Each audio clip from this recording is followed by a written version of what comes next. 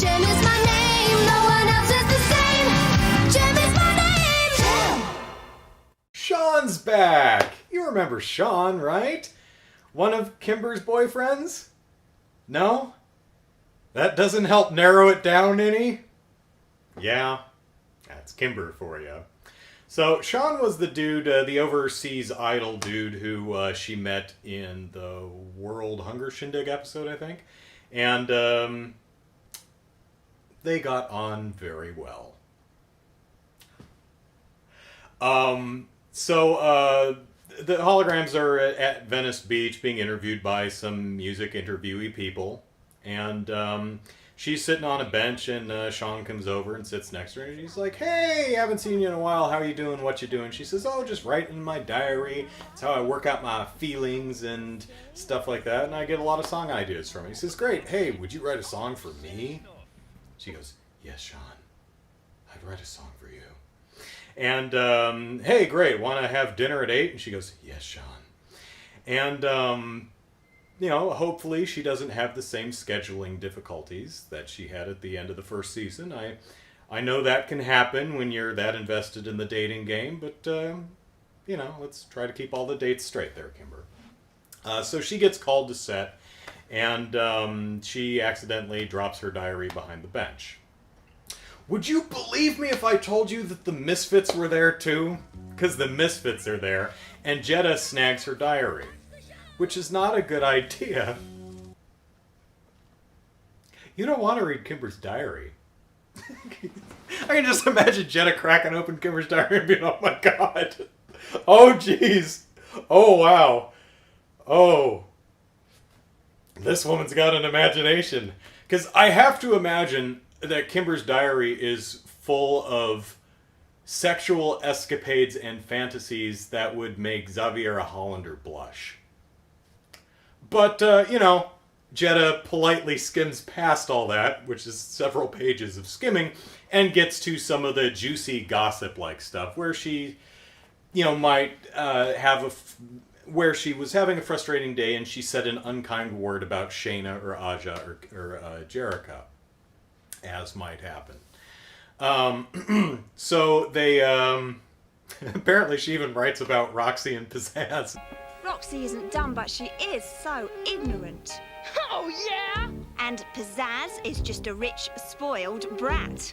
So, what the crux of the episode is they mail the excerpts of the non-X-rated portions of her diary to a gossip magazine. And they also slash not the Rocket Roadster, but their new cars. I need to learn the name of that vehicle. The new car's tires. So she misses her date with Shawn, which she was already an hour late for. Kimber, come on now. So Pizzazz and the gossip columnist guy show up instead and interview him, and then splice his interview to say nasty things so that they can publish. "Oh, Shawn said terrible things about Kimber, and we're going to publish it in a magazine." So, hey, you remember back in the first episode with Shawn, the World Hunger Shindig, what happened in that episode, where Shawn and she made a date to go on a hayride, and then Pizzazz essentially kidnapped him and took him out somewhere else, and she saw him, and she got all mad. "Oh, he's hanging out with Pizzazz instead of me, and we had a date, that jerk." And then she ended up just talking to him. He's like, no, actually Pizzazz kidnapped me. I wanted to go out with you. I mean, seriously, Pizzazz sucks. And she's like, "Yeah, I can see that. Okay, we're good. To the bedroom!" And so lessons learned in that episode. So, in a lot of media, especially series, characters don't learn and change and grow. They make the same mistakes over and over. So here we have another situation where Pizzazz and the Misfits engineer things to make it look like Shawn was mean to her. And so she, of course, is going to, "Oh, Shawn is terrible." No, she actually learned her lesson this time, and she says, "You know what? I'm going to trust in Shawn." Good on you, Kimber. Good on you. Nevertheless, she and the Holograms go to a roller rink where Shawn is performing. Of course, the Misfits show up, and they hound Kimber with this scandalous magazine. And it's not that she loses trust in Shawn. She doesn't. She's essentially being chased by the paparazzi. So she skates right on out of the rolling rink, right into the street, and nearly gets hit by a car. I'm like, oh god. But she skates, pardon, she skates in front of the car, and it misses her. I'm like, oh, okay, fine. And then she skates in front of a bus. And it cuts to commercial. I'm like, oh no, did Kimber get hit by a bus? No, she actually managed to skate past the bus, and she goes home. And she walks into the room where Synergy's mainframe is, and she says, "Synergy, make me hard, make me tough." And Synergy's like, "Yeah, okay, Kimber." Gives her a little punk rock makeover, and Synergy is like, is that really you? I don't know if your father would think this is the best course for you to take." And Kimber says, "Well, what do you know about my father who built you?" And Synergy's like, "Yeah, I know a lot, and, he talked a lot about you." And she says, "Oh, yeah, like what?" And so Synergy relates, Kimber's youth to her through the perspective of her father's eyes, and how proud he was of her, and how much potential and integrity he saw in her.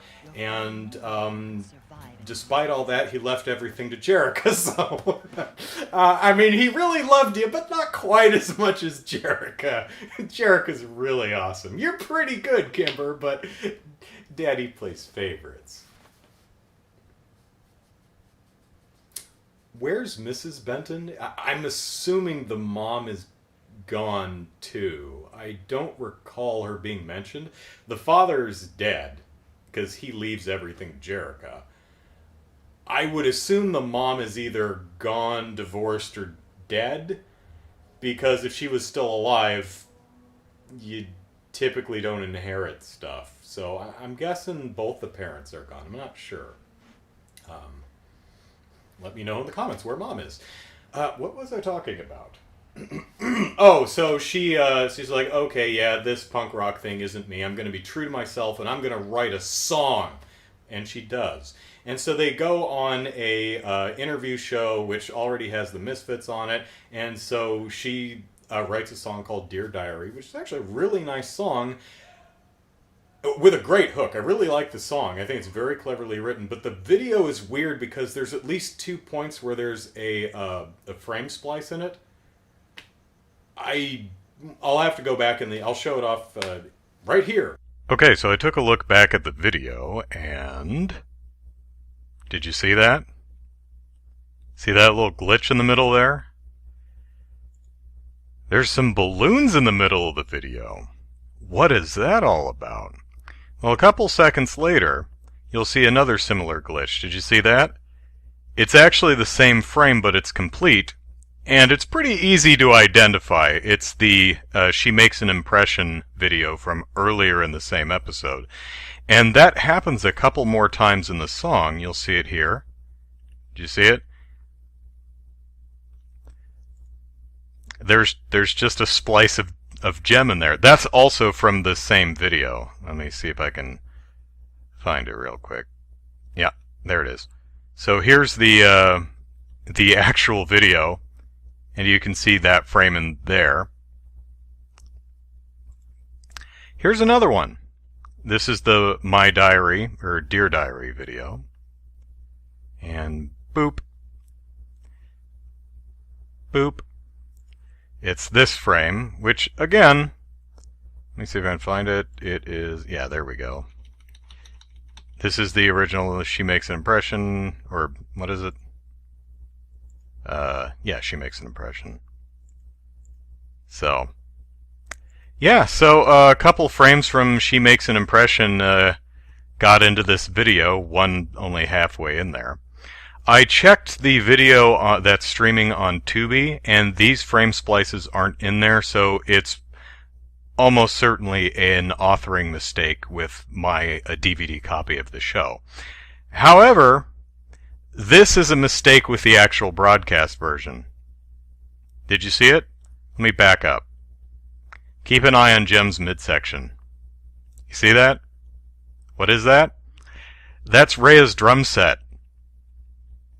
it's just kind of it peeks out from behind her for a couple frames. So that's not a frame splice. That's an animation mistake. So, oops. Nice song though. So Shawn shows up and he sets the record straight. He says that magazine was Tosh. Kimber's an awesome person and a wonderful artist, and I want her to write a song for me because she's just that good. So this was a lovely little episode. I really quite like this one. Oh, the first shot of, I think it's Kimber walking towards the door. In this shot right here, I was like, what the hell are you wearing? What is with that skirt? And I think Rhea follows her in. I'm like, what are you guys wearing? And then, okay, those are roller rink skirts, which is the 80s style for roller rinks, I guess. Very tutu looking. So, I mean, I'm hardly one to criticize fashion. So, yeah, good episode. I liked this one. So far I am pleased with Season 2. But we have 23 episodes to go. Anything can happen.